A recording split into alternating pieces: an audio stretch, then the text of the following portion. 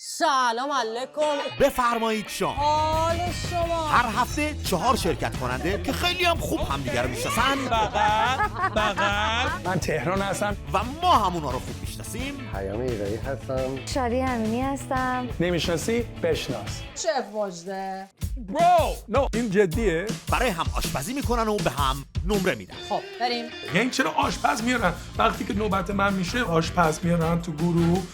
اینم آتیشبازی واسه من و تو. این قرتی بازی ها که شف مجده قراره خیلی بکنه فکر نکنه ما بلد نیستیم. ما هم قرتی بازی بلدیم. هم خرابکاری داره، ببین این تغرل همینو میذاره. هم لحظه های خوشمزه بسیار. اصلا از این بگید آبروشو ببر تو. من دیگه نمیخوام. شب قبلش برای پام مشکل پیش اومد. پامم که اونجوری بود به نمره دادن. نمره منفی. تا ببینیم در شب آخر هر گروه هیچ. چه اتفاقی میفته. سربم هم خراب شد. بفرمایید شام. ویژه لس آنجلس با چهره های آشنا و محبوب. عالیه. مجده جون کی تالا دیگه بگم مامان امشب چی داریم؟ ماهیچه گوساله. برای تم امشب شاید گوساله بشم امشب همه منو بخورن.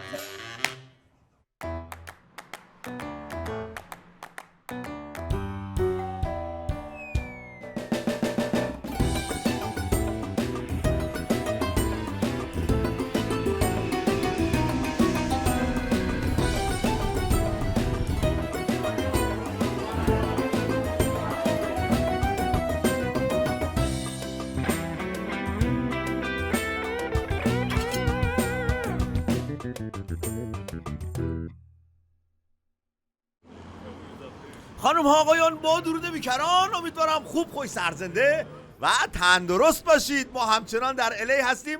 گروه سوم از این ویژه برنامه رو براتون آماده داریم. یک سری تصاویر از شهر زیبای الی، شهر فرشتگان رو دارید میبینید که خودم به شخصه رفتم براتون تصویر برداری کردم.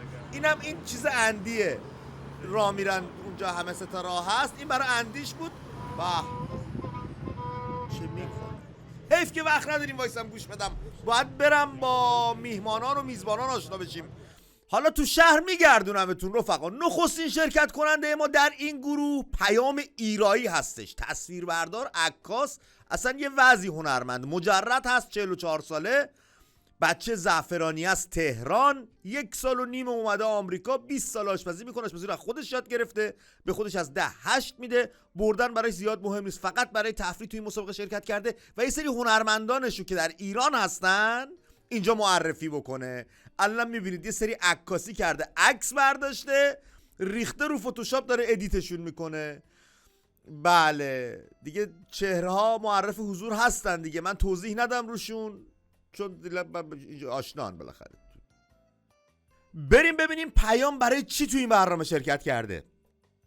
ببین دلیلی که تو برنامه بفرمایید شام شرکت کردم این بودش که خب برنامه من و تو رو توی ایران خیلی دوست داشتن، خیلی دوست داشتن، مخصوصا بفرمایید شام. قربونت برم، ما هم دوست داریم دوستانمونو، به ویژه اون کسایی که بفرمایید شامو تماشا میکنن. تمام دوستان، شاید 99% دوستای من دائم تو خونهشون برنامه من و تو بود و حتی خودم هر کی میومد تو خونه من فقط تنها شبکه‌ای که تو تلویزیون من میتونستم ببینم من و تو بود. برام خیلی جذاب بود. همین. قربونت برم، فدات بشه. برای همینم تصمیم گرفتی چه؟ البته من گفتم میخوای هنرمنداتو معرفی کنی. نمیدونم تو این برنامه برنده میشم یا نه، ولی به چیز برنده شدنم نیومدم. واقعیتش دوست جدید پیدا کردم و اینکه بتونم یه سری حرفامو بزنم بودم. شب قبلش برای پام مشکل پیش اومد. چی شد پیام؟ میتونم بالا ببینم. بدم ببخشید. بیا بکن و تو لنز با اینکه شب قبلش برای پام مشکل پیش اومد توی خواب و اینکه ولی خب خیلی دوست داشتم که باز تو این برنامه باشم دیگه. اینو میتونن بهم یه امتیاز بیشتر. من که خودم بهت 5 تا میدم. این 5 امتیازا. تا ببینیم چیش. ولی تو خواب اینجوری میشی، تو بیداری چه میکنی با خودت؟ اوه شعله روشن شد. این یه شرکت کننده دیگه‌مون پشت به تصویر رو به گاز. ما الان ازش عبور میکنیم تا روش به ما بشه پشتش به گاز. آره اینجوری بهتره. بیاید بریم سراغ شرکت کننده دیگه. ایشون خانم شادی امینی هستن، موزیسین، هنرمند، تصویربردار، ویدیوگرافر. دیگه نگم براتون دیگه. یک مادر تنها با یک دختر 2 ساله، 38 سالشه، بچه سعادت آباد تهران هستش. 11 سال آمریکاست. از سال 2013 از کودکی آشپزی می‌کرد. آشپزی رو از مادر آموخته. بردن براش مهم نیست، ولی به شدت آدم رقابتی و سرسختیه. بفرمایید شام یکی از برنامه‌های من و تو بود که من تک و توک خیلی از قسمتاش رو این ور اونور، مخصوصا قسمتاش که جنجالی میشد و اینا معروف میشد، مثلا یه تیکایشو میدم همیشه و همیشه فکر میکردم که چقدر بامزه است که آدم توی همچین مسابقه‌ای شرکت بکنه. اولا من خودم عاشق مهمون و مهمونی بازی و دور همی و اینا هستم و آدم غذاخوریم، عاشق غذا خونگیم. به خاطر همینم برام مهمه دیگه. از ایران که مهاجرت کردم تقریبا دیگه غذایی نبود که خودم درست نکنم. من زنگ زدم مامان اینو چجوری مامان خلاص همه غذا رو درست می‌کردم و بعدم مدل مامانم درست می‌کنم. حالا قطعا نه به خوبی مامانم، اگه بخوام به مامانم 10 بدم حالا به منم میتونید با ارفاق 8 نظر شخصی. بله اینم از این. می‌خوای بری تو مامی؟ مامی می‌خوای بری تو مامی؟ مامی خودش هم رفت بیرون با بچه. من یادم رفت بگم شادی به خودش از 10 6 میده. بریم سراغ شرکت کننده دیگه. من تهران قصری هستم، متولد آمریکا، بچه واشنگتن دی سی. الان الی زندگی میکنم. شغلم هم خب کمدیه دیگه، کمدینم. کی به جز کمدین همچین لباسی میپوشه میاد سر مهمونی؟ من خیلی آدما رو میتونم بگم ممکنه همچین لباسی باشه، ولی الان در این مقال نمیگنجن. بچه تهران 37 سالشه، کمدین باحال، فقط برای تعطیلات یه سری به ایران زده، برای بردن شرکت نکرده و برای تفریح شرکت کرده. به خودش از 10 0 میده برای آشپزی، ولی برای میزبانیش 7 میده به خودش. اینو گفتم بگم که با تهران بیشتر باشه. الانم داره یه کتابی میخونه که فارسیش قوی تر شه.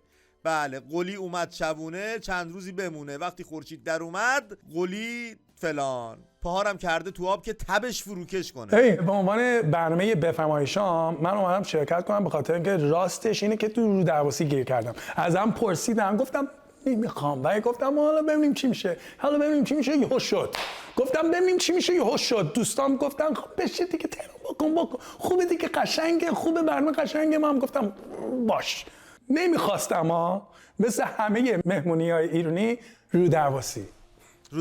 این رو درواسی پدر ما رو درآورده تهران. حالا تو زیاد با این فرهنگ رو درواسی آشنا نیستی، واسه توضیح میدم چه کارهایی ما کردیم تو رو درواسی. من نه آشپزی بلدم، نه دوست دارم، نه میخوام یاد بگیرم، نه خودم دوست دارم آشپزی کنم. من فقط میخوام برگردم تو تخت خواب خودم بخوابم.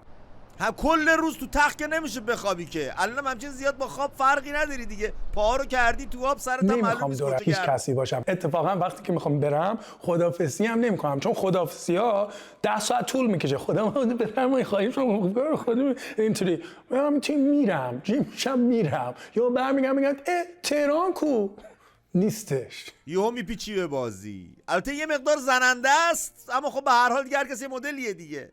تو هم این مدلی هستی. بریم با اون شرکت کننده‌ای که روش به گاز بود پشتش به ما آشنا بشیم، چون الان روش به ماست پشتش به گاز. خانم مژده، یک سرآشپز سرشناس، 55 ساله، بچه ولنجک، تهران، 20 سال آمریکا هستن. از 24 سالگی آشپزی میکنن. آشپزی رو یک سرآشپز یونانی آموختن، به خودشون از 10 میدن. آدم رقابتی هستش و اگر یک سرآشپز دیگه تو این گروه بود من فکر میکنم که این برنامه بفرمایید شام بسیار برنامه جالبیه، چون خیلی هم ربط به کار من داره و من همیشه دارم در دنیا هر کاری میکنم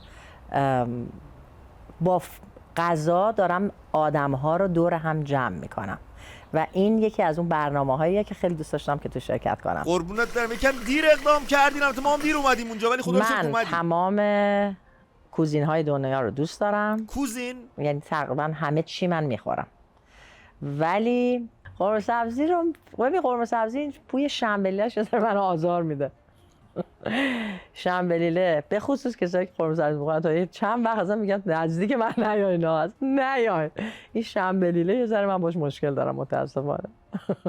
یک شنبه لیله چی؟ یا دو شنبه سه شنبه لیله و اینا هم نداریم. ما فقط یه شنبه لیله. او چی خار چی میزنه ساتوری خار.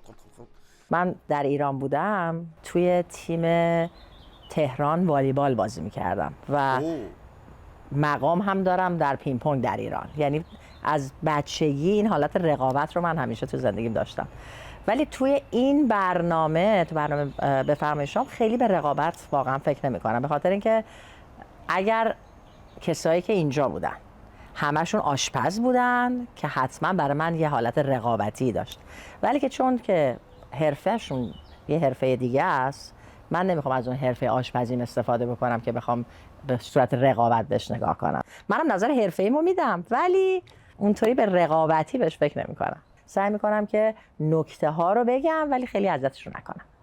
مجده جون شلوارت چه قشنگه. اینم تاچ آخر پاشیدیم روش برده بره با موچین جابجا میکنه مجده جون، چون حرفه‌ایه. اگه مثلا همه آدم دم دستی بود با پنگال برمی‌داشت پرت می‌کرد اونجا. الان به به، الان همینو $700 ازت میگیره مجده جون، با موچین ورداش گذاشت اونجا $700 اینجوریه. بریم سراغ پیام عزیزمون، نخستین میزبان این گروه، ببینیم اون در چه حاله. پاشم زخم شده بچه، باید کول بگیرمش من ایجایی به بعد. او شما رو بین قد و نیم قد. چیه داستان؟ میخواستم راجع به این مجموعه باتون صحبت بکنم. من همیشه توی نمایشگاه ها یه سورپرایزی داشتم. توی نمایشگاه آخرم این دوتا تابلو رو که گذاشتم، شاید مثلا اولین نفر بیتا فرحی بود که مثلا وقت اسمشم میارم، چون از مامانم هم به هم نزدیک تر بود. بیتای عزیز، بیتای زیبا واقعا. همیشه اولین کسی که دست میذاشتش بیتا فرحی.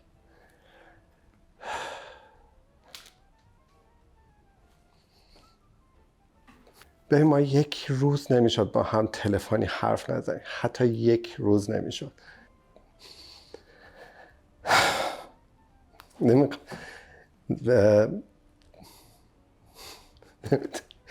ببخشید.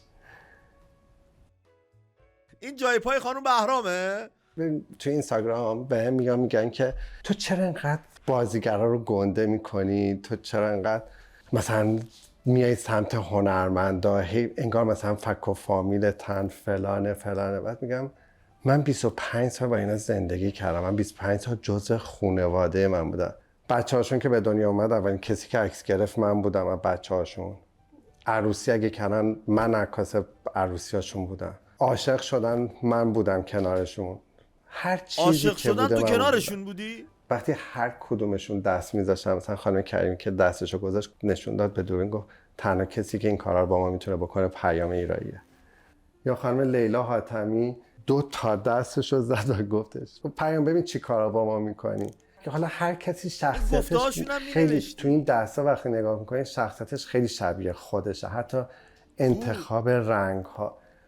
یا خانم پریسا بختاور من اصلا فکر نمی‌کردم که مثلا حتی دست بزنه، انقدر که چیز بود. تا اینکه یک مجموعه اینجوری جمع کردم، توی ایران بود و هیچ کس حاضر نمیشد برام بیارتش تا دوستم شروین وقتی که رفتن ایران تنها کسی بودش که میدونستم بهش بگم برام انجام میده و میارتش. و الان اینجاست 2 تا مجموعه که پر از خاطرات رنگیه. برو رنگاتو ورده بیار، منم یه انگشت چیزی گوشش بزنم، بالاخره ما هم واسه خودمون کسی هستیم تو جهان خودمون. حالا درست شما قبول نداری اما خودم که قبول دارم، که بیا انگشت بزنم برات. آها آقا پیش خوراکمون باراتا سالات هستش. بوراتا سالاد بوراتا گفته باشم. پیش غذا نوشته براتا سالاد. براتا سالاد اصلا نمیدونم چیه، اصلا چه نوع سالادیه. ما سالاد تنها سیزر سالاد رو بلدیم و شیرازی سالاد شیرازی، that's it. فقط دو نوع بیشتر سالاد بلد نیستم من. سالاد آکاوادو آقای منصوری اون چی ببین من خیلی سالاد خورم، سالاد دوست دارم. بعد خودم همیشه اکثرا شبا فقط سالاد میخورم. شادی بچه کو؟ ولی سالاد پروپیمون، دو پروتئین. بعد براتا رو دوست دارم، با سالادم خوردم براتا. آره عمو ببینیم چجوری درست میکنم. عمویی براتا سالاد فکر کنم براتا ایتالیایی باشه، اسپانیشی باشه. مگه داریم خونه انریکه ایگلیسیاس داریم میگیم؟ این خونه بدبانی داریم میریم؟ این براتا سالاد چیه؟ نه خیر، خونه پیام ایرایی داریم میم، همه براش دست پیش زدن غذامم به تابلوهاش. براتا سالاده. گوجهاشو خودم اون گوجه است؟ کاشتم. رنگ بلوطه. همه خودت کاشتی رنگی تنهایشم در خودم اومده درست کردم و همه چیز کار خودمه. به خودم کار خیلی سختی. آفرین پیام. ببینید پیش غذا باید واقعا ساده باشه به نظر من، چون وقتی که یه سری پیش غذاها واقعا خودش غذاست، یعنی آدم وقتی میخوره سیر میشه دیگه. وقتی میخوای غذا اصلی رو بخوری اصلا متوجه نمیشه که سیری یا گوشت. ما شرکت کننده داشتیم پیش خوراک پیتزا خاطر داده. من خیلی ساده گفتم یه چیز ساده بگیرم و که لذت ببرم. این رنگش اینجوریه، طعمش چجوریه؟ این گوجه هم کاشتش که میدونین خیلی کار سختیه خداییش. گوجه تخم میذاری لای دستمال جوونه میزنی میکنی زیر خاک در میاد دیگه، کجاش سخته؟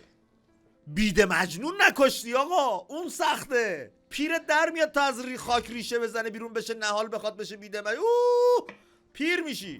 خب سالاد براتا ساده است ولی حالا ببینم که چه ریختی درست میکنه، چون که مثلا براتا سالاد رو میتونی خیلی راحت براتا رو باز بکنی روی سبزیجاتی بذاری، یا که میتونی سس براش درست بکنی رو سبزیجاتی که میذاری، چه سبزیجاتایی رو میخوای درست بکنی، یه ذره میتونی باش بازی بکنی. اینه که به نظر من فوق العاده است. هر چی جز شنبلیله. به ادامه بورتا سالاد میپردازیم با پیام ایرایی عزیز. یه دونه ریحون میذاریم، یه دونه از این گوجه بدرنگا، دوباره یه لایه ریحون میذاریم، دوباره یه دونه این گوجه کبودا. در کل من خیلی دوست ندارم توی سالاد چیزایی مثل کشمش و بریز و اینا اضافه بشه. مثل یهو داری سالاد با سس آب لیمو اینا میخوری، بعد یهو یه کرنبری بیاد اینو دوست ندارم.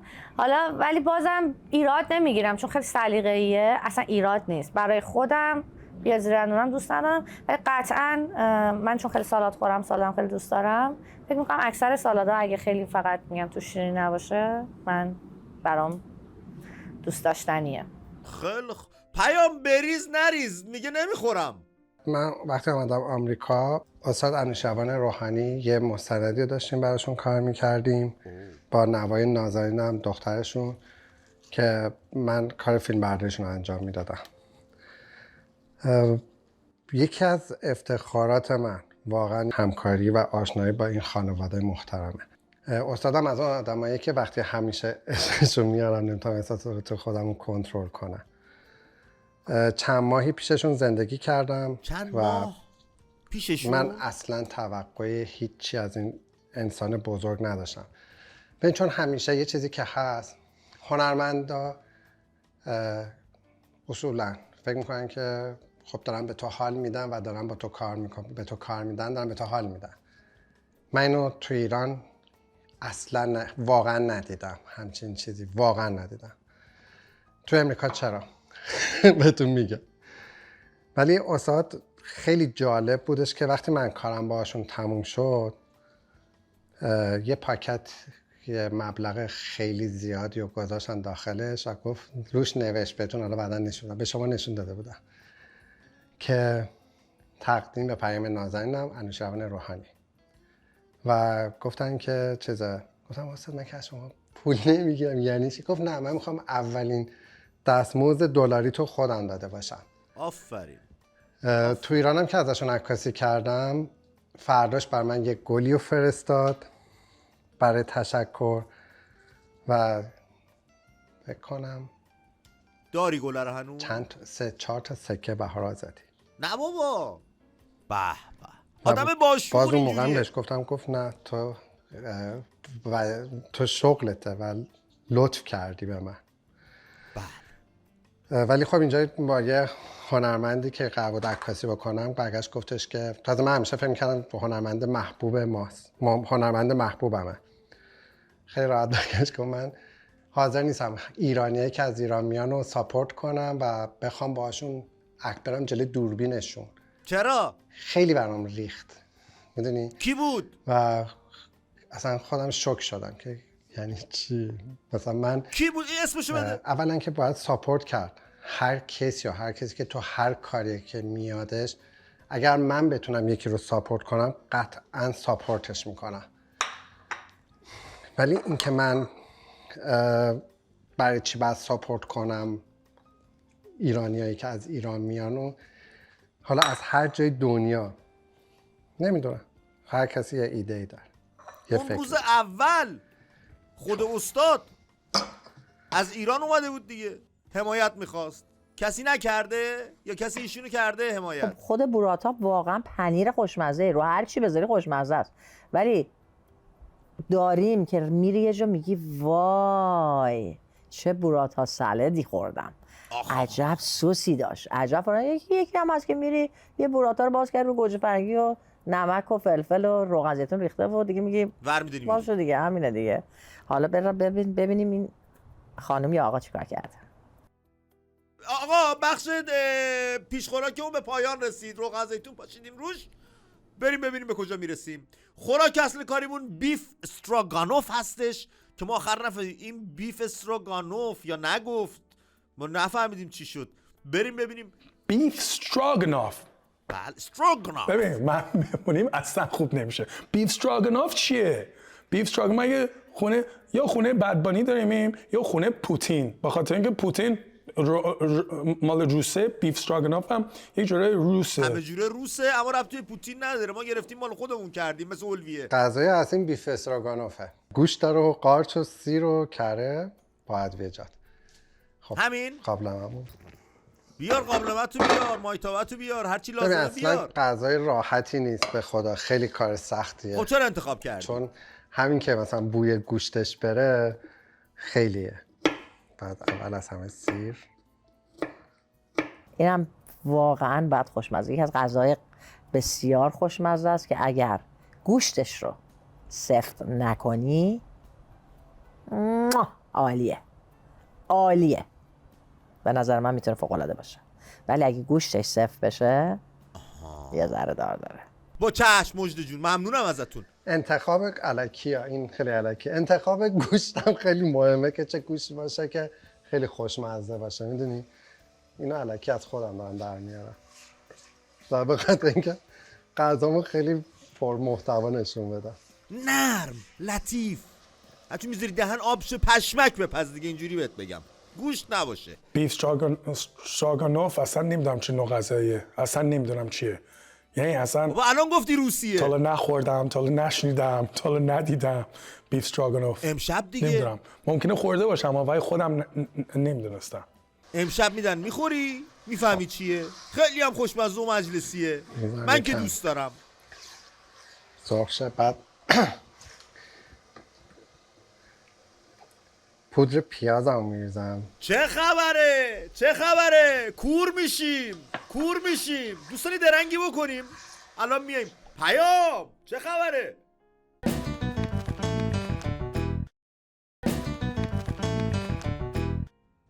برمیگردیم به ادامه میزبانی پیام عزیز و دوست داشتنی. الان میخواد که برامون توضیح بده که چی شد کلا وارد این کار شد و از کارش برامون بگی کلا. پیام جون ما سراپا گوشیم. مثلا 17-18 سالم که بود توی مدرسه هنر ادبیات صدا و سیما نقاشی درس میدادم. بعد یه روزی آقای محمد نصیرپور که اونجا هم ویولون درس دادن هم عکاس خیلی خیلی حرفه‌ای بودن به من گفت دوست داری مدل بشی؟ گفتم آره. آره از خودمه. گفتش که یه کارتی به من داد، گفت بیا برو اینجا خودتو معرفی کن به خانم نغمه افشینجا، مطمئنم میشناسی. نه نمیشناسم. منم دیگه قرار گذاشتم و رفتم دفتر خانم نغمه افشینجا. بعد تا رسیدم دیدم واو واقعا چه فضای حرفه‌ای و درجه یکیه. همون موقع به من گفتش که آمادش کنید همین الان بعد ازش عکاسی کنیم، شبم عکساش بره رو بیلبوردا. بیلبورد؟ هیچی، من همون موقع شروع کردم میکاپ کردن. بهارک بابک، دختر آقای رضا بابک، منو میکاپ گیریم کردن و شروع کردن عکاسی کردن. همون شب همه شرح شد عکسای من. بعد اسم برندو دیگه نمیگم دیگه. البته همه منو با اون برند میشناسن.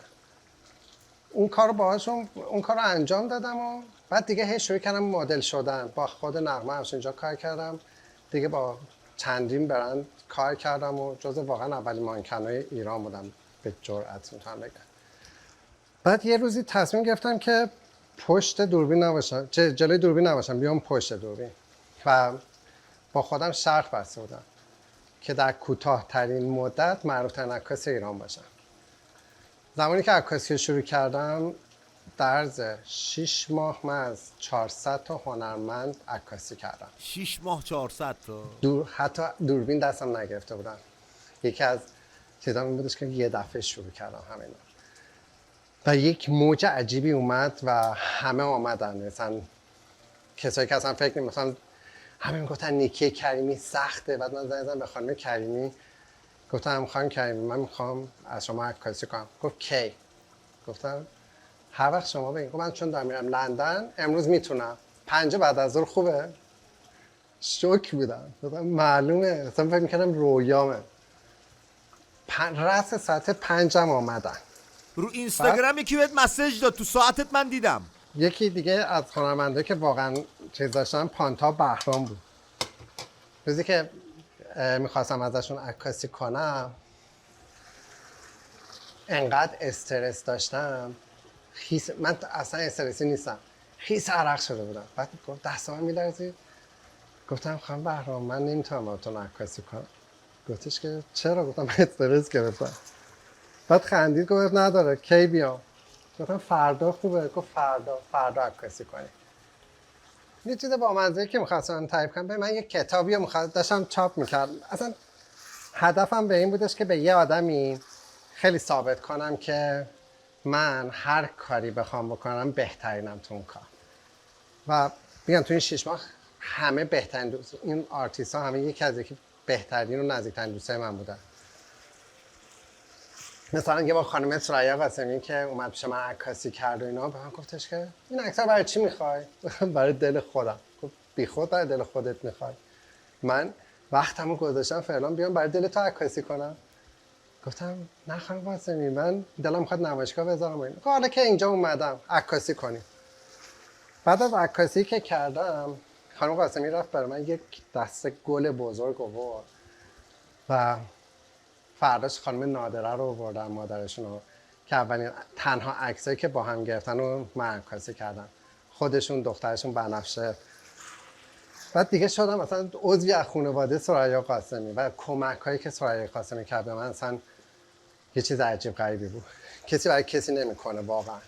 بگو خب چی کار کرد؟ بعد خانم قاسمی 6 ماه زنگ می‌زدم به خانم بیتا فرحی و میگفت نمیام. برای چی باید بیام از من عکس بگیری؟ من نه حوصله دارم نه میخوام بیام. اصلا شما کی هستی که به من زنگ میزنی؟ بعد ولی اومدش. من به واسطه بیتا که میاد کلا خوب بد میشم. میریزی به هم. معلوم الان به هم ریخته ای. اومد و با هم خیلی عکاسی کرد. ای بابا دوباره تو من آقا این گوشت صفر نشه حالا شب نمره بهمون ندن مثلا این حال و حوصله‌مون. ای بابا خونه بعضی از آدمای ایرونی که میری اگه خودشون آشپزی کرده باشن حتما یه بیف استراگانوف روی سر میز هست. به خصوص آدمایی که از ایران خب اومدن اینجا سال‌هاست دارن اینجا زندگی میکنن. ولی من خودم بیف استراگانوف آدم نیستم که بیف استراگانوف درست کنم. ولی آخرین باری که از خانواده استراگانوف درست کردم یه غذای درست کردم به اسم دل استراگانوف، یعنی با دل مرغ استراگانوف درست کردم. به به خوب شد. الان داریم فلفل میریزیم اصلا هیچ مسئله خاصی نیست واقعا فلفله. آره میریزیم نمک هم به میزان لازم.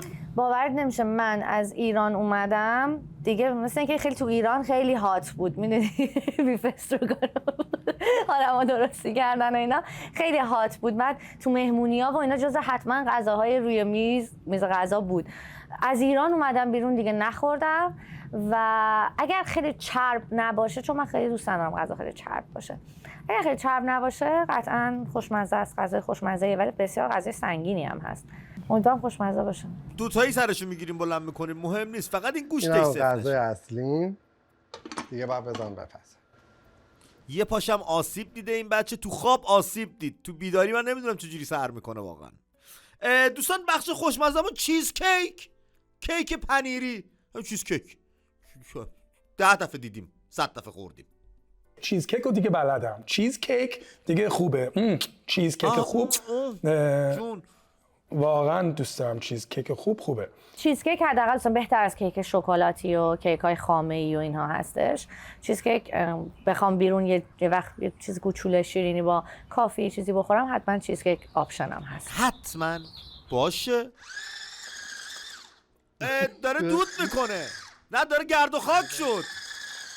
آرد خالی داری هم میزنی یا با یه چیزی توشه؟ دو دستی بگی در نره. میخوای من سرشو بگیرم چیز قابل چی شده؟ نه واقعا کار سختیه، ولی پیام دست اندازم داره اون تو، نه؟ ولی چه حس خوبی به آدم میده. آدم فکر کنه واقعا آشپزه. سطحت ناهمواره اون تو. چه بد صدا هم هست همزنش بنابر خدا. آقا دیگه خاک نمیکنه. فوق‌العاده است. قربونت برم. دسرم میتونه این چیز کیک میتونه بهترین باشه و میتونه خرابترین باشه. اونم بستگی به اینکه داره که ببینیم چه ریختین چیز کیک رو دارن در میارن. موجا جون بنفش کردی موها رو؟ سربنده رو میخوای واکن ببینیم موها رو. من دوست دارم این رنگو. بیسکویت ها رو اینجوری خورد میکنیم. دستمون تمیزه به خدا. ما که ندیدیم، یه دستکشی دستت بود که اونم در آوردی دیگه. اب نداره. خب دیگه کیو عکس گرفتی؟ ببین من کلاً اهل دسر و شیرینی نیستی و نهایتاً برای اینکه بتونم بخورم ببینم مثلا چطور درست زحمت کشیدن و اینها، یعنی خودش درست میکنه چیز کیکو. باریکلا. واسه همین هم راه اومدیم، حالا میگی درست نکنه؟ مگه میشه اصلا هم چیزی؟ خورد میکنیم همچنان مشغول خورد کردنیم. خلاصه قطعاً یه ذره میخورم، یک قاشق یا دو. حالا مثلا الان میرم امشب تو انگوش همون نه اینجوری نشی یا شادی. نه ولی خب معمولا نیستم و آدم شیرینی خوری نیستم. یعنی من کلا شیرینی میاد تو خونم مثلا خراب میشه میره بیرون، انقدر نمیخورم شیرینی. به مورچه ها هم نمیدی؟ خودت که نمیخوری هیچ به حیوانات هم جانداران جانوران. دلتون نخواد. چی شده؟ ببین من غذای شیرین که میگم، یعنی منظورم دزرت و بستنی و خوراک. من اصلا خوراکم شکلاته، یعنی هر چی شیرینی و شکلات و اینا باشه من دوست دارم کلا. و شیرینی و شکلات ایرانی زیاد دوست ندارم. چرا؟ اصلا نخود چی میخوری و مثلا تشنت میشه، بعد چای بخوری چای داغ تا بره پایین، مثلا اینطوری آب سرد بخور. داری شن میخوری. خب یا باقلوا که میخوری، باقلوا اصلا هیچ مثلا مزهش مثلا مزه بدبختیه. نمیدونم یه جوری که میخوری این چیه خوردم. و چیز کیک دوست دارم. چیز کیک خوبه. چیز کیک اوکی میتونم بخورم، مخصوصا اون چیز کیکی که مثلا روش میوه داشته باشه، یکم شراب میذارن روش، یکم چیزا شربتی، شراب نه شربت میریزن روش، شربت میوه، این چیزاش خوبه. شربت آلبالو هستش میریزن، اون خوشمزه. خیلی خدا رو شکر که شربت آلبالو رو دوست. الان داریم عطفاریش میکنیم که همچین هوس انگیز بشه، اما خب به هر حال مهمانان باید نظر. من کیم اصلا نظر بدم؟ من هیچ. خب یه کارمند دون پایه. دوستان تریپ امشب سفید و مشکی میخوایم شطرنج بزنیم. سفید مشکیش میکنیم. به به مجلسی هم میشه به نظرم. یعنی اصلا از این بهتر مگه میشه؟ نه. انقدر آسون میتونی هر چی در کمد باز کنی، هر چی سفید و مشکی داری بپوشی و بری. خیلی خیلی متشکرم از این شرکت کننده که اینقدر راحت کرده داستان زندگی رو برای ما. من خودم سفید و مشکی هم دیگه لخت برم. نه لخت برم اونجا سفید و مشکی، یعنی خود من بیا. کجات سفید کجات مشکی؟ تهران لختش قشنگه. باید ببینیم بعد نظر بدیم. اینجوری ما نمیتونیم پیش داوری کنیم. گفته باشم. خب دسرم هم آمده است کامل. کامل از این آب آناناسه میریزم روش. آخ خب آب آناناسه رو با یه سرنگ میکشیدی، تمام میزدی میرفت تو. عالی پیام کار کرد. عالی بود. من میخواستم بزنم دیگه خودت زدی. آفرین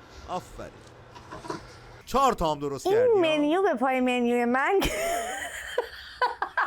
نه میتونه منیوی خوبی باشه. آره به نظر من اگه همش خیلی با سلیقه و میدونی حرفه‌ای درست بشه چرا یه جدی شدی؟ منیو خوب میتونه باشه. من منیوم خیلی ایرونی تره. من غذایی که من میخوام بپزم و درست کنم نگو. واقعا به فرهنگ خودمون کلا اصلا برگشتم. آفرین، نگو. رفتیم داریم میریم نمیدونم رستوران شیک و پیک و این چیزا، اصلا خب بریم ببینیم چی میشه دیگه. باید بریم ببینیم چی میشه خب اونجا. چون این برنامه ما یه برنامه ایرونی هست، من دلم میخواست که حتما یه چیز ایرونی توش باشه. حالا شاید که مثلا این شرکت کننده یه جوری مثلا فرضاً بهت میگم مثلا بوراتا سالادو با سس زرشک اگر که سرو کنه، این کاری که داره انجام میده برای من نمره‌شو میبره بالا. ولی اگر چیزی از ایرونی استفاده نکرده باشه، فیوژنش نکرده باشه، من فکر نمی‌کنم این منیو برنده باشه. نمره نمیدی یعنی شما؟ شرمندگی. دیگه خوب از الان تکلیفمون با شما روشن شد. بریم ببینیم دیگه چه خبر. پیام ایرایی عزیز آشنایش به کجا کشید، به کجا رسید؟ الان چندی با خودت پیام؟ خب بریم تو هم دیگه. آها، لنگان شمع‌ها رو روشن میکنه. اگه آره روشن کرد. الان آماده ایم که مهمانان بیان و ما اونا کیان رو دیوار؟ پیام اون آقا سیبیلو خانم دست انداخته گردنش، اونو توضیح بده به من. آی پیام خان، پیام وای کجا میذاری میری؟ آدم داره باهات حرف میزنه. این کیه رو دیوار سیبیل داره؟ داداشه؟ خواهر که نمیتونه باشه. آقا اومدن، میهمانان اومدن. نخستین میهمان پیام ایرایی عزیز کسی نیست جز مجده جون. چه تیپی هم زده انگار همین الان از یه دونه مسابقات رپ و دیس کردن هم دیگه تشریف ورده اینجا به روی ماهت. بفرمایید. این بچه پاش آسیب میده تا دم در نمیتونه بیاد. ببخشید تا خدا. خوب؟ بفرمایید این مال شماست. من قربونت برم. خوبی؟ قربونت برم. خوش اومدی. مرسی. به چه خوشگله همه چی. قربونت برم. بفرمایید. به من اول که وارد شدم پیام در رو باز کرد. پیام رو نمیشناختم، امروز باش آشنا شدم. خیلی خوش اومدی. خواهش میکنم. اینجا بفرمایید. به هر جا راحت باش مجده من جون. پام اینجوری شد. حالا بزن بقیه اومدم. این دمپایی رو هتل برداشتیم باختیم دیگه. نه برای همچین چرا شف موقعی. گذاشتن تو گروه من نمیدونم والا. وای چرا؟ ببین اولش خب گفتم چرا شف که خود بی‌عدالتیه. خودتو نباش. ولی انقدر دوست داشتنیه که اصلا مهم نیست. امیدوارم برنده شه. تو اصلا خودتو آره، نباز. واقعا امیدوارم برنده شه. مطمئنم میشه. من کنارتم. تهرانم اومد روبروت قرار میگیره. الان ما هواتو داریم. تهران آره دیگه به تعداد شیرنی آورده. کاملا غربی برخورد کرده. مثلا 3 کیلو نگرفته دستش، بقیه‌اش هم بمونه بگنده بریزن. سلام. تندرستی آوردم، شادی آوردم. خوش اومدی. مرسی. پسره خیلی خوش اومدی. یو وان بردرین. خوبی تهران عزیز. مرسی. به عالی. خودم پختم اینا رو. خب خوبه ببینید. دستپخت خودمه. هنوز قیمت روشه دستپخت خودمه. واقعا از الان میخوام برنامه رو ببرم. آره گلم میدم. خودتون گل این وای گلم آوردم. متشکرم. مرسی. من پیامو از قبل نمیشناختم، یعنی اصلا باش هیچ آشنایی نداشتم. مجده رو باید میشناختم از قبل، به خاطر اینکه مجده آشپز معروفه. یعنی چرا آشپز میارن وقتی که نوبت من میشه آشپز میارن تو گروه. ایشون دستپختشون خوبه ولی مال منو هنوز مزه نگم. من از شیرینی آوردم چون من اینستاگرامت رو میبینم. بعد یه بارم تو یه کنسرت دیدم تو. اومد شادی هم اومد. شادی بیا دیگه. سر اینا رو گرم کردم تا تو برسی. یک بار نذاشتم یک نفر از دهنش در بیاد که شادی کو. چرا شادی دیگه کرده؟ خیلی خوشحالم. خیلی خوش اومدی. خانم شیکی.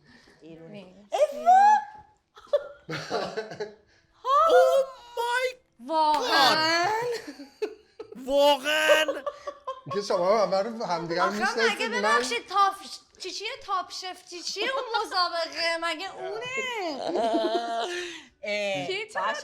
آخیون چه آسونه.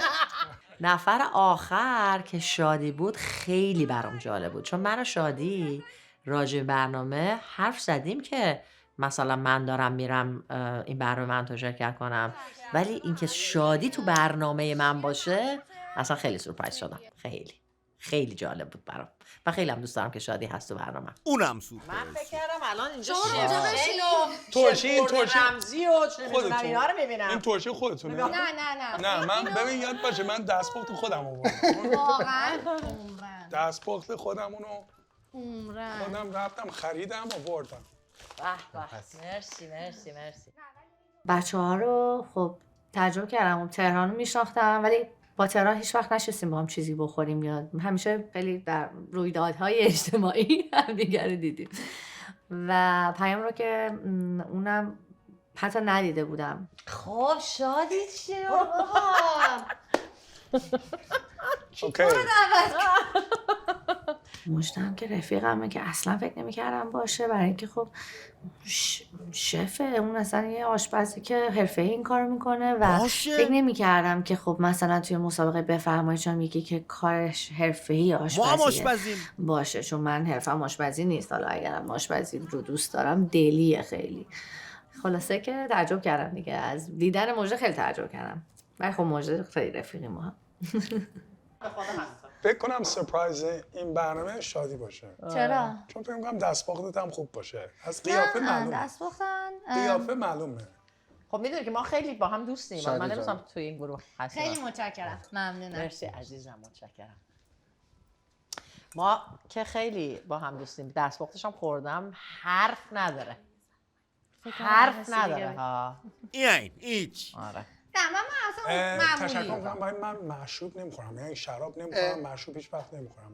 نه ببخشید. نه. چیکار کنم؟ چی می‌خوری ولی بعد؟ میتونیم فقط بزنیم به هم. شادی گفت دو برابر من میخورم.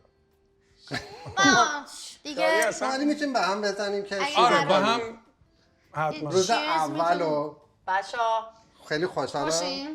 آره. پاشید بشینید، چرا بلا تکلیفید؟ تا حالا دوره هم جمع نشدین؟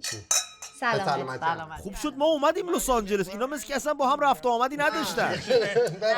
سلامتی، نو سلامتی. چیرز بزن تو چشمای بیا، مجد اینو بگی نگاه دستت. اینو بگی دستت. بچه‌ها یه دور دیگه چیز بزنیم. یک، دو. انگورتو بخور. اون بعدن خودش شراب میشه. خب نوشیدنی اول واین بود که من معمولاً روی تجربه‌ای که دارم از لحاظ حرفه‌ای بودنم، خب هیچ وقت واین رو اول من سرو نمی‌کنم. حالا نوبت من میشه، نمیخوام راجبش حرف بزنم، ولی ترجیح میدادم که برای ورود یه نوشیدنی دیگه ای سرو بشه اول. بله. ولی خب اشکال نداره، ما واین از اون اول شروع کردیم خوردن.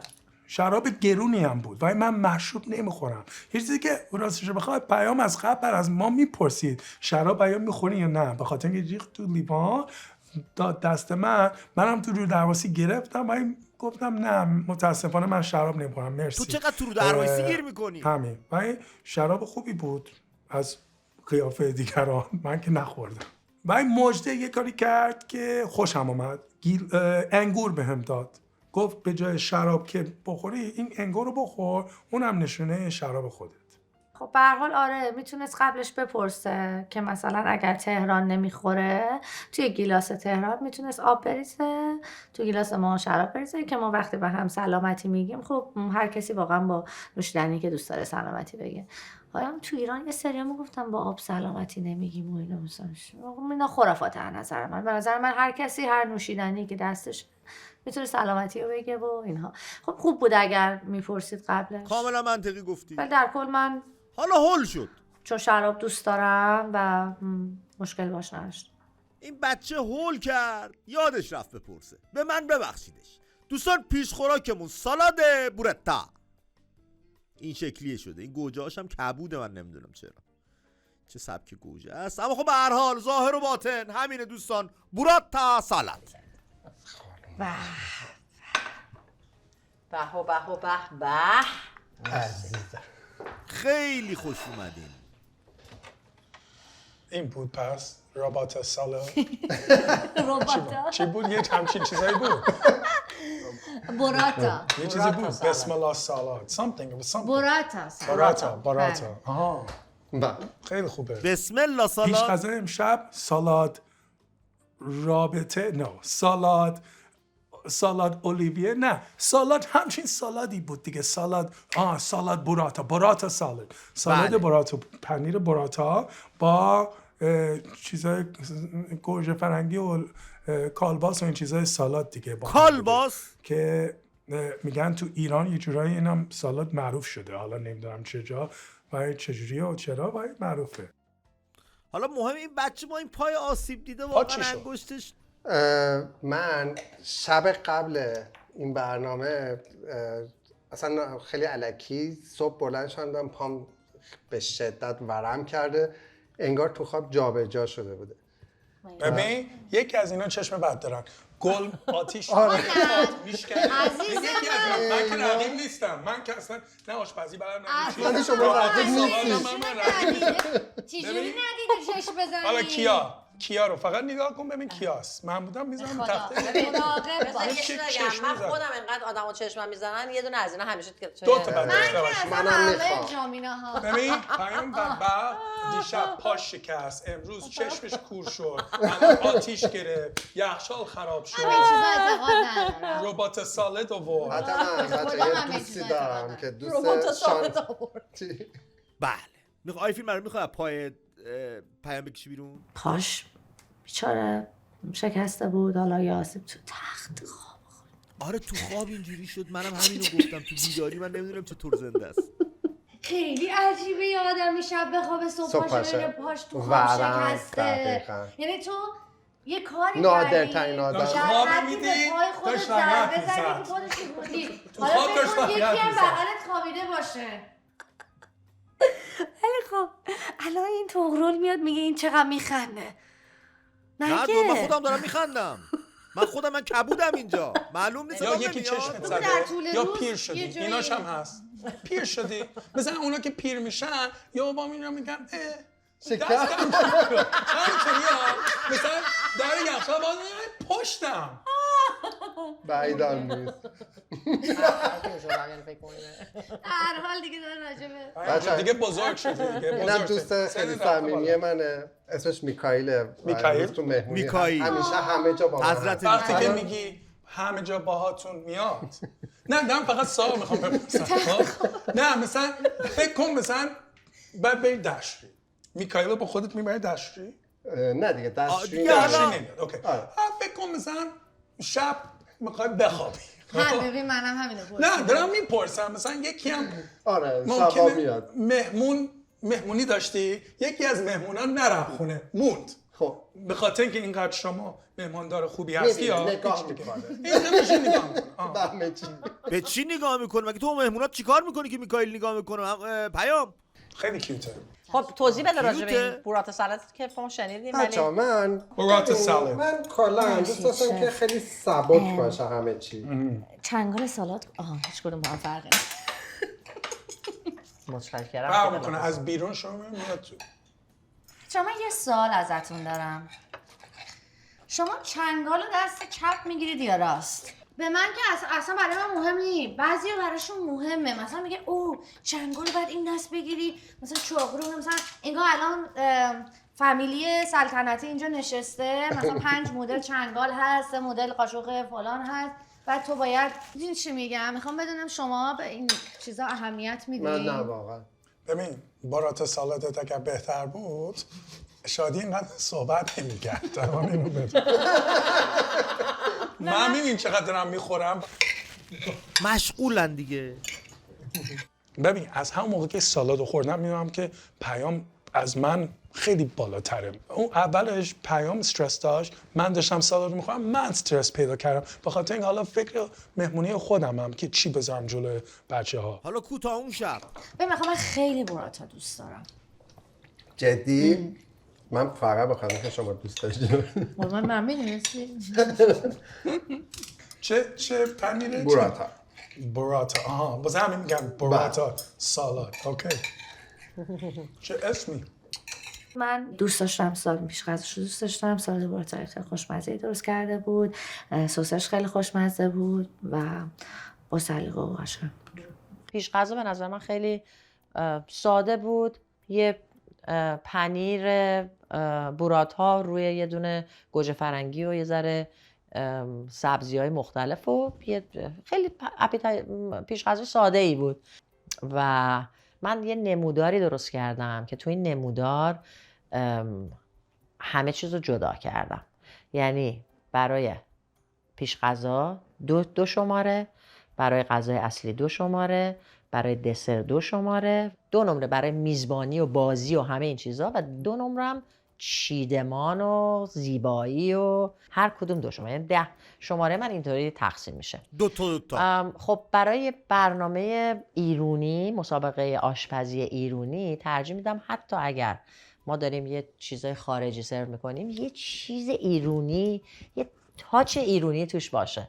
و چون این فقط روغن زیتون و در واقع نمک و فلفل داشت و بالزامیک هم ریخته بود، برای من اون نمره 2 کامل رو نمیگیره. یعنی که اینجا دارم 1 نمره بهش میدم و 1 نمره کم میکنم. این در رابطه با اپتایت. این پیش خوراک یه نمره گرفت. باشه جون این شمع رو خاموش میکنی؟ بله بله. تهران چجوری فارسی انقدر خوب یاد گرفتی؟ چون بچه‌هایی که اینجا معمولاً با پدر مادر مثلا 2 ملیت مختلف هستن فارسیشون خوب نیست، چون اصولاً اون پدر مادر تو خونه انگلیسی فقط حرف میزنن دیگه. اول اینو بگم، من خون ایرانی میجوشه تو رگام با این که 2 تا پاسپورت تو کشمه. پاسپورت ایرانی هم داری؟ پاسپورت ایرانی هم دارم. مگه میشه اسمم تهران باشه پاسپورت ایرانی داشته؟ ایران نمیتونم رفتی؟ استفاده کنم ولی دارم، پاسپورت رو دارم، استفاده نمی کنم ولی پاسپورت رو یه روزی میکنی. پاسپورت رو چرا استفاده کنم؟ کجا من رو راه میدم با پاسپورت ایرانی مثلا ایران بری دیگه. فقط ایران فقط قبول داره، هر چیز دیگه بگی ایران رو من اگه الان نره خب بذار بذاره. ولی اینه که فارسی و خب پدرم ایرانی مادرم آمریکاییه ولی پدرم استاد زبانه و یک تکنیک مخصوص درست کرده که به بچه‌ها نه فقط زبان ولی هر چیزی یاد بده به نام توسری. با توسری همه چی رو به بچه یاد داده. با توسری یاد گرفتیم. هر چی گفتیم تهران چکش بیار، چکشی چکشی یادش آدم یادش میفته چکشیه اونطوری. من به خاطر این پدرم من خب یا بعد بابام انگلیسی یاد میگرفت یا من فارسی یاد بگیرم. بالاخره دیگه فهمیدیم. مامانت چی کرد؟ مامانم فارسی بلد نیستش دیگه. با بابا چجوری تا درگاه تو سری؟ به خاطر اینه که ما هم دیگه هنوز با هم این میفهمه اون چی میگه، این نمیفهمه این چی میگه، با هم هستن. اگر میفهمیدن که طلاق میگرفتن. آهان از اون لحاظ. اینم حقیقتیه به هر حال. عالی کار کردن. موندن تو رابطه از سر نفهمیدن هم دیگه. همینه، این بهترین. به این میگن خوشحالی. آره واقعا. باز ما رو گذاشتن بیرون. بریم یه درنگی بکنیم بیایم.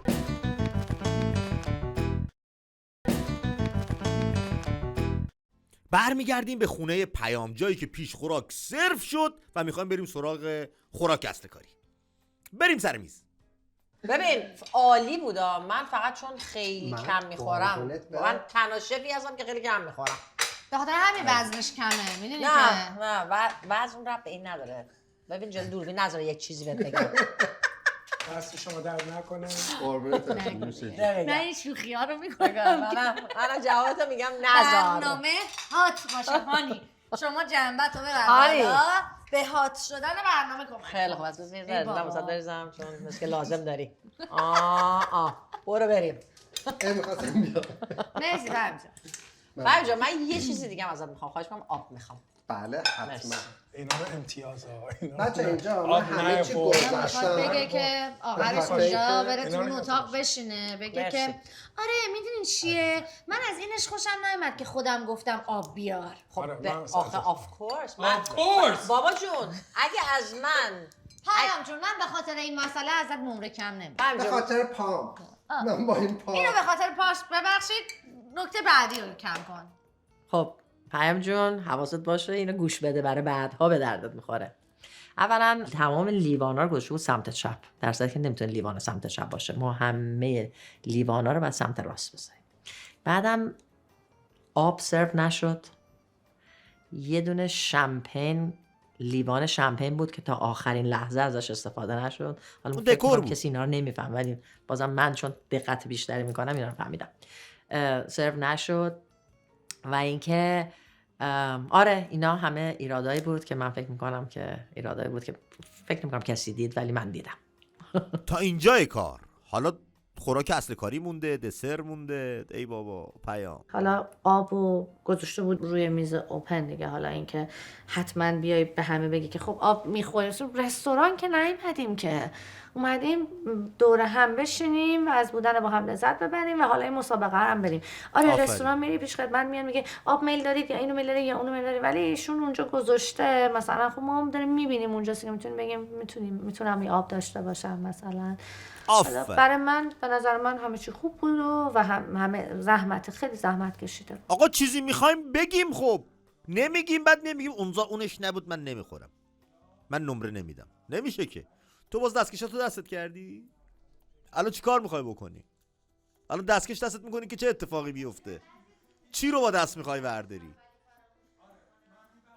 پیام استرس شده این بچه، پاسخ هیچ کسو نمیده. میزبانی پیام خوب بودش، ولی مثلا دستمال معمولی داشتیم. مثلا دستمال همینطوری دستمال کاغذی معمولی بود. مثلا آب رو دیر آورد، نوشابه ها رو دیر آورد. این چیزاش هم هست دیگه. حالا نمیدونم نمره کم کنم واسش، ولی نمیدونم خوب بود.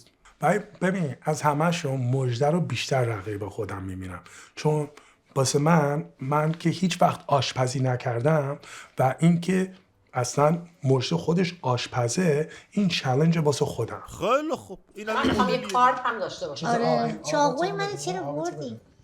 نه آب و طرف راست من خوبه. اوکی نه میگم بریز میذارم. متشکرم.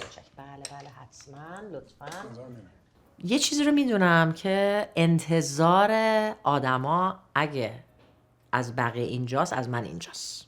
چون میدونن شفم اگه قراره که مثلا یه نفر بخواد 4 تا ایراد از شادی بگیره، مسلماً به من یه ذره حساس‌تر خواهد شد که بتونه در واقع ایراد جالب تری بگیره. ولی نمیدونم واقعا برنده میشم یا نمیشم، ولی برنده شدن برای من خیلی مهم نیست. این که با این گروه 4 شبمو دارم میگذرونم و کلی باشون کیف میکنم، خیلی برای من اهمیت داره. خیلی هم عالی. آقا بیف استرو نگفت یا بیف استروگانوف. بیف استروگانوف.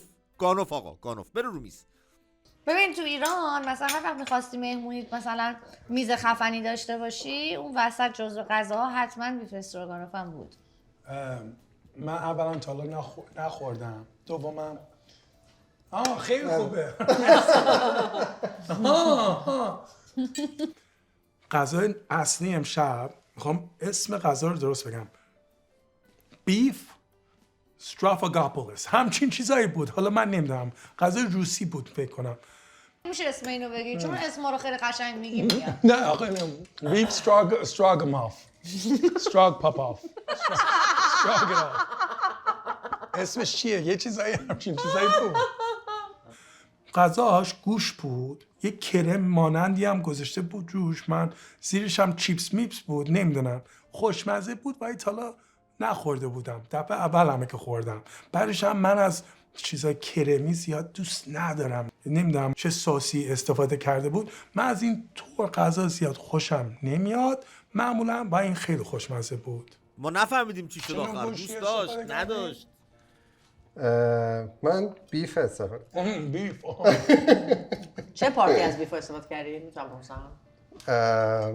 من فیلش رو گرفتم. بله. فیله. چربی کمتری داشته باشه. چربیش هم کمتره. واقعا دست مامان بابا در نکنه، چون چه پسری بزرگ کردن که سالاد راباتا میذاره، پاپوناف میذاره، از فیله استفاده میکنه، چربی کم داره، این چیزا رو. نه خودش چربی داره. ببین همش دارم تلاش میکنم لاغر کنم. نه بابا نداری شوخی نه. میکنم. خوبه دیگه با مرد بعد یه پرده گوش داشته. یا مرد باید سفید باشه سفید و کمی چاق نه ببخشید تو گل باشه زشت و بداخلاق مرد زشت و بداخلاق.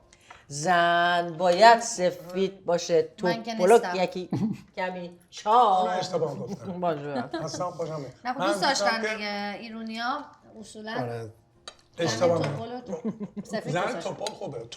توپلی مپلی خوبه. اون پوست ظریف و سفید من من خوشم ناراحت میاد. بودم نه من نمیپسندی. اینجا اون لاغر بودن آروم بگیر نه این که خیلی لاغر من یه باشه. سوال تکنیکی میتونم بکنم خیلی بله. عذر میخوام بس درباره سیب زمینیاشو خودت درست کردی؟ نه نه. چیپس این سی زمینی‌ها چه خودی درست کردی؟ مجدی جون دیگه چه مجدی جون بچه‌ها مجدی جون باور کنین خوشحال خواهید شد از این سوالات من بعدها. آره میدونم نه من خیلی اوکی بذار یه چیز بگم تو عکاسی درسته؟ بله. اگه یه برنامه عکاسی باشه خب و تمام ماها قرار بود که مسابقه بدیم برای عکاسی فکر میکنید نظرات عکاسی واقعی تو راجع به عکسای ما نمیگفتی؟ نه اه چرا؟ ببین من شاگرد خیلی داشتم هم توی هنرستان درس میدادم هم تو مؤسسه مسابقه باشون داشتی؟ خیلی من استادشون بودم خب استاد فرق میکنه تو مسابقه داری بیندی توی باشون. آره توی داور 2 تا جشنواره خیلی اولا خوبم ایشون بودم نمیره با آدمایی که عکاس نیستن تو مسابقه. یاد بگیر. همون اول باید استعفا تو اعلام می‌کردی میگفتی و اینا در حد من نیستن. من تو مسابقه من که خود در از شما بالاتر حدم ولی کلا ولی خب اشکال نداره چون این برنامه فقط در اتوب ما نیست که هزاران نفر بعدا این برنامه به فرمایشام نگاه میکنن دقیقاً. و من خوشحالم که همشون حداقل از سوالای من خیلی خوشحال خواهم بود. 100%. این برای من خیلی مهمه. از کجا من میدونی؟ بیفستادم هیچ وقت از این محبان مثلا میگم شوخی هم میکردم که تو ایران پارتی ها میخواستن خفن باشن بیفستادم میذاشتم من هیچ وقت اینو نمیکشیدم بخورم. چرا قارچاشو یادم الان تو غذام قارچاشو خیلی خوردم برای اینکه گوشت توی بیفستادم یه ذره زیادی میپزه تو تمام اون جاهایی هم که امتحان کردم بیفستادم رو همین بوده و من گوشت رو دوست دارم توش قرمز باشه یعنی به قول اینجا میگیم میدیوم باشه یا میدیوم ریر باشه من دوست دارم گوشت خونش ببخشید بچکی آره مثلا دوست دارم گوشت پخته نباشه اون گوشت برای من لذیذه خوردنش ولی خوشمزه بود خوش طعم بود قارچشو من خیلی دوست داشتم سسش خوشمزه بود حالا اینکه من سلیقه‌م نیست که گوشت بخورم دلیل نمیشه یه گوشت اونقدر مثلا پخته بخورم دلیل نمیشه به نظر من خوب بود خوب پخته بود نوش جان نوش جان میشه با لذت بخوری این لقمه رو آقا چی کار داره که لذت ببره با لذت میخوره دیگه زوری که نمیشه که با لذت چیزی بخوره بابا شما با لذت داشتی میخوردی نداره ولی با لذت شما خوردنت با لذت بود چرا دو داری؟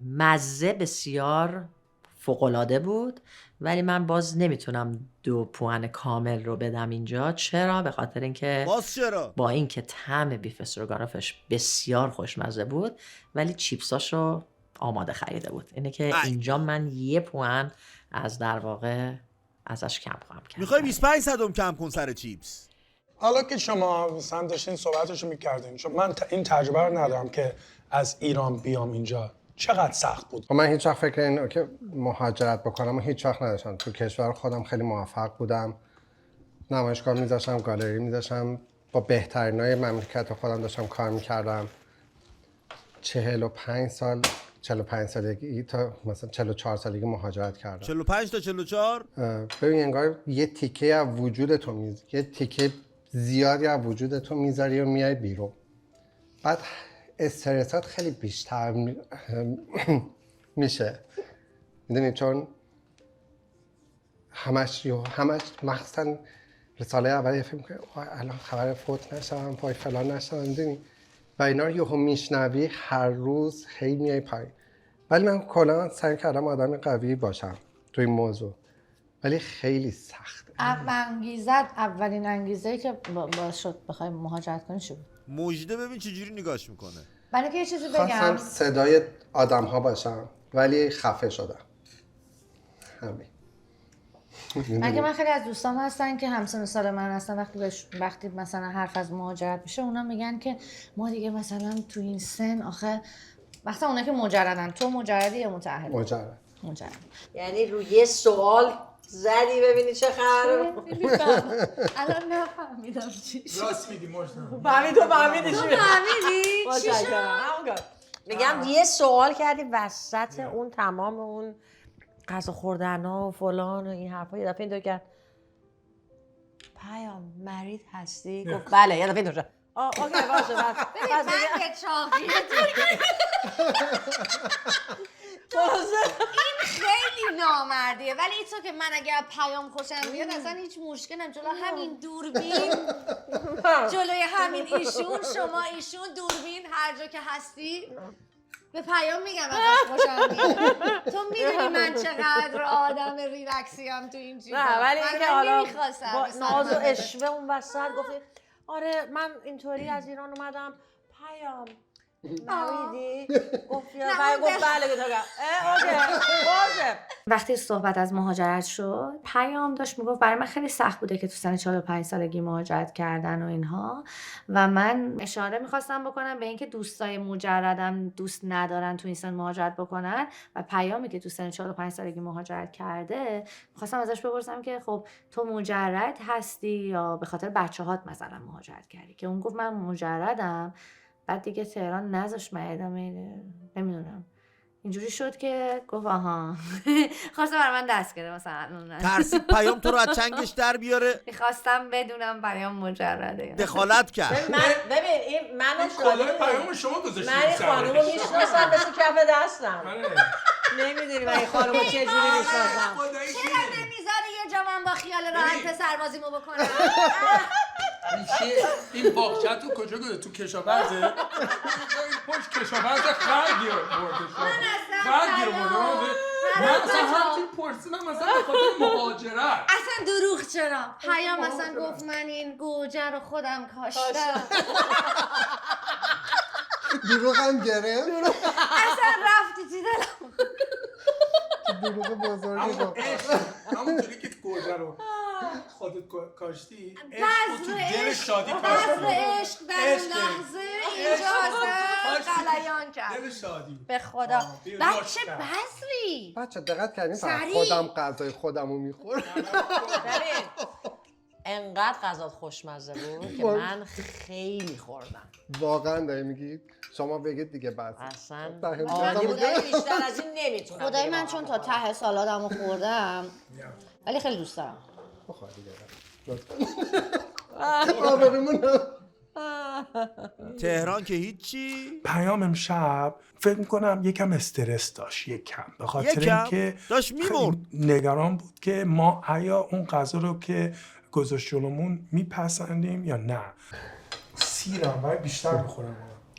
باید ببرید با خودتون مجبوری ببرید. واسه تو دروایسی گیر کردی تهران. من میخوام اینو ببرم خونه میشه؟ معلومه خیلی خوشحال میشم. من وقتی میخوام نه همین کافیشه. برای کی میخوای ببری؟ ببین جلوی دوربین رفتن توی برنامه من و تو شبکه است. با برنامه بفرمایشام نشستن این که بدونی یکی از این شرکت کنندگان شف، خب معلومه که یه ذره نروس میشی دیگه، ولی ارتباطش رو فکر می‌کنم با همه آدما به خوبی انجام داد. میکروفون پیام از پشتش زده بود بیرون. دوستان بریم بخش خوشمزه رو سرو بکنیم. چیزکیک داریم. پیام بابا این از پشتت سیخ زده بیرون، صافش کن دیگه. آنتن تو لنز بود. مرسی از شما. این خودت ساختی؟ اینو خودت درست کردی؟ بله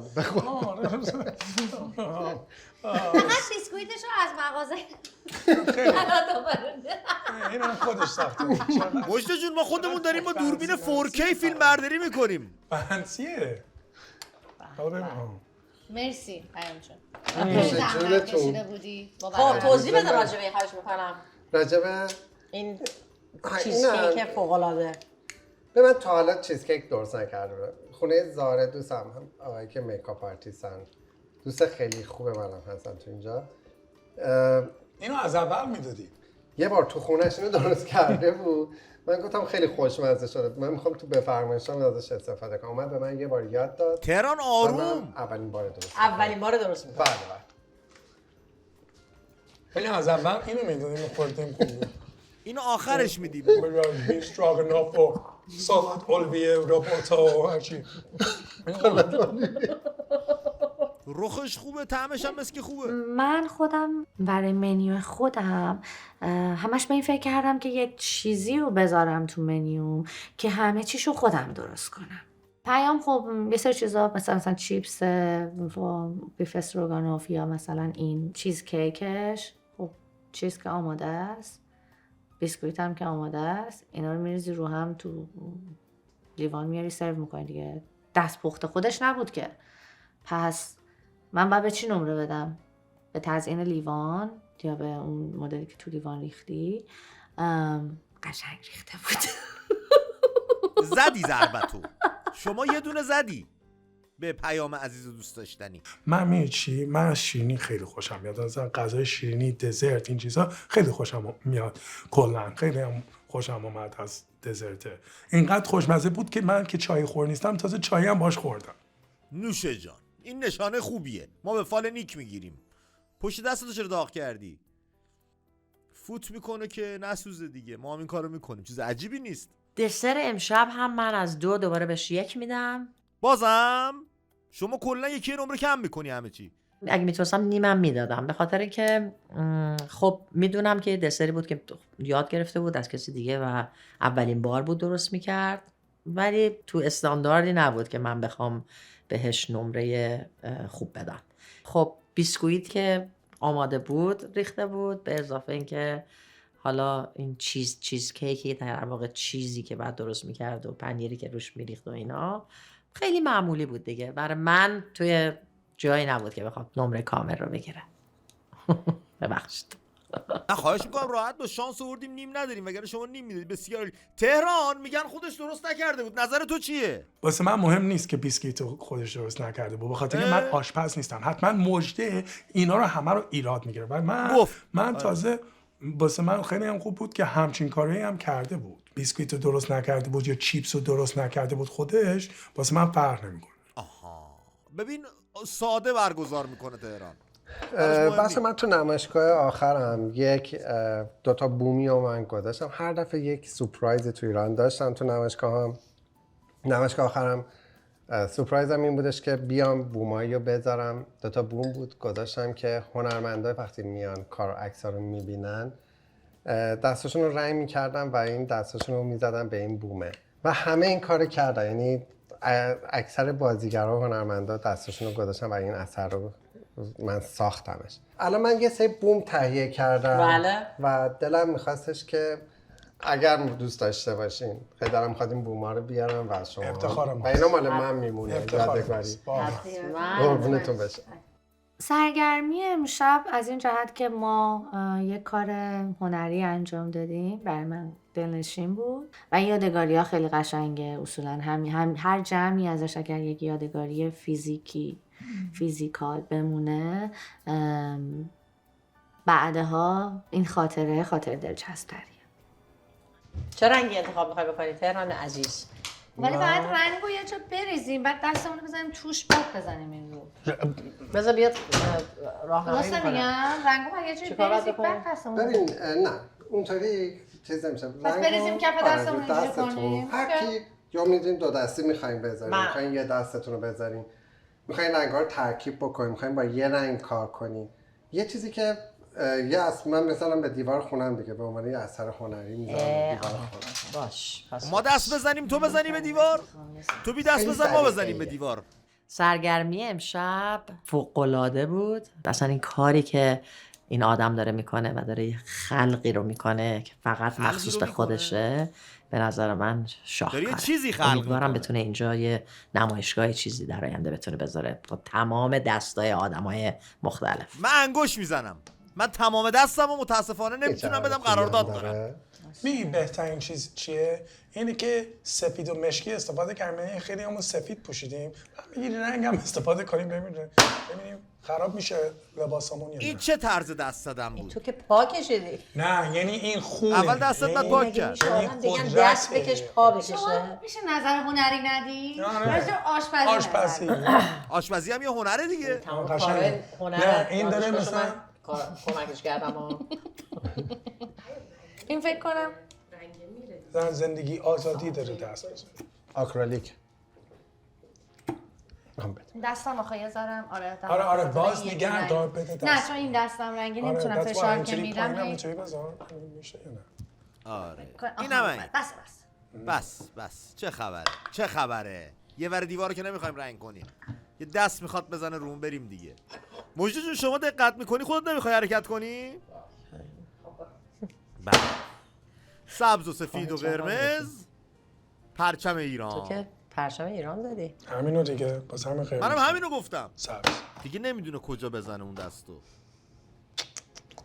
کوبیسم شد. ما دستمون رو رنگی کردیم و این دستمون رو به عنوان نشانه روحیه خودمون رو گذاشتیم قشنگ برای نقاشی. آها ببین مجد جون رنگا و رنگ ریخ کف دستش گذاشت رو بوم. آها اون چیزی که می‌خواستی نشد. اوکی. ولی خیلی خوشگل شد. هر کدوممون رنگ‌های مختلف میتونستیم استفاده کنیم که من همون سبز و سفید و سرخی خودمون رو استفاده کردم چون اسمم هم تهران اونجا نوشتم که یادآوری ایرانی بودنمون باشه. دستت درد نکنه، فکر همه چیش کردی ولی فقط باید یه دست دوست میزدی. داشتین این کارو؟ بسیار. جدی؟ خیلی. آخ من من که اصلا انقدر نه ولی حالا نه ولی حالا که کردیم. این الان ولش کن میخواد اینو ببره با خودش. من همین اصلا میخرم اینو. فکر کن یه آدمی کار خودش براش. خیلی کار فوق‌العاده و خیلی من لذت بردم و اگه مقایسه کنی در کنار کار شادی دیگه بهتره. ببین بعضی وقتا حرف چرا نزنی. اینقدر خودتو با من میخوای مقایسه کنی؟ راست میگه دیگه شادی. البته ایشالله که همیشه خودتو با اینقدر بالاترها مقایسه بکنی من خوشحال میشم ولی نکن این کارو. شادی جون شما خیلی بالاتر بالاتر میشونه. عزیزم من امشب به پیام به خاطر تمام زحماتی که کشیده بود با این پاش اون اصلا و مهمه. اینکه تمام کار کرده و من اون ارتباطی که باش داشتم نمره 7 میدونستم 7 3 تا میدم. امتیاز کم کردی. من امشب به پیام نمره 9 میدم. 9 ببین 10 یعنی اشتباه نباشه. اشتباه داشتیم. نوشیدنی سر نوشیدنی، کمبود نوشیدنی، کمبود قند و کمبود این قند؟ که مثلا دستم کثیف شد گذاشتم رو یک نقاشی اون چی بوده مثلا دستم رو 1 ساعت بعد میشستم بعدش ایناش بودش. بعدش هم بیشتر از این مهمتر از همه این چیز همه 10 رو واسه خودم میخوام فقط نگه دارم. پس 9 میدم و خیلی بالاست فکر نکنه که پایینه. آخه خودت به خود نباید نمره بدی. من شب به پیام نمره 8 میدم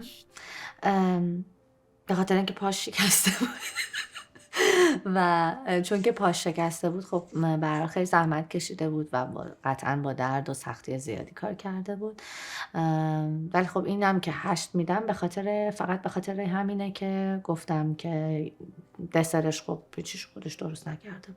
همین 2 نمره برای باشه. 1 نمره رو کم کردم به خاطر اینکه خب چیدمان میز درست نبود و اون در چی؟ آخرم اون لیوان شمپین ما نفهمیدیم به خاطر چی بود. من دکور فکر بود کنم آخرش دیگه. الان می‌خوایم با هم زورو بازی کنیم از این حرف. بعد 1 نمره رو به خاطر اینکه دسر به نظر من تو اون استانداردی نبود که نبود. من بخوام کامل بهش نمره 2 بدم نبود. و در رابطه با 1 نمره دیگه به خاطر اینکه بیف استروگانوفش رو سیب زمینیاش رو در واقع آماده خریده بود. این شد 3 نمره. اینه که 3 نمره ازش کم کرد. البته یه نمره دیگه هم می‌خواستم ازش کم کنم ولی به خاطر پاش گفتم 7 رو حتما بهش بدم. بی خیال شدی. دستت درد نکنه. تو شادی‌ها جبران کنیم برات. این آثار هنری که می‌بینید قراره رو دیوار خونه پیام همین دیگه، چی دیدن نداره که همین. فکر کنم هر سه تاشون یه نمره بهم بدن. حسم اینه. مثلا شاید سه تاشون مثلا 6 بدن، سه تاشون 7 بدن، سه تاشون 5 بدن. حسم اینه که سه تاشون یه عددی میده که احساسم. هیچ کس نمرش یعنی یکی اگه 4 هم نبود. بدن سه تاشون 4. نه هیچ کس شبیه اون نبود نمرش. پیام جون شما در شب میزبانی منزلت اینها این جدول ماست. 7 و 8 و 9 گرفتی شد 24 امتیاز. تا ببینیم در شب‌های آینده دیگر همگروهی‌ها چه امتیازاتی میگیرن. سپاس که ما رو تماشا کردید. تا درودی دیگر.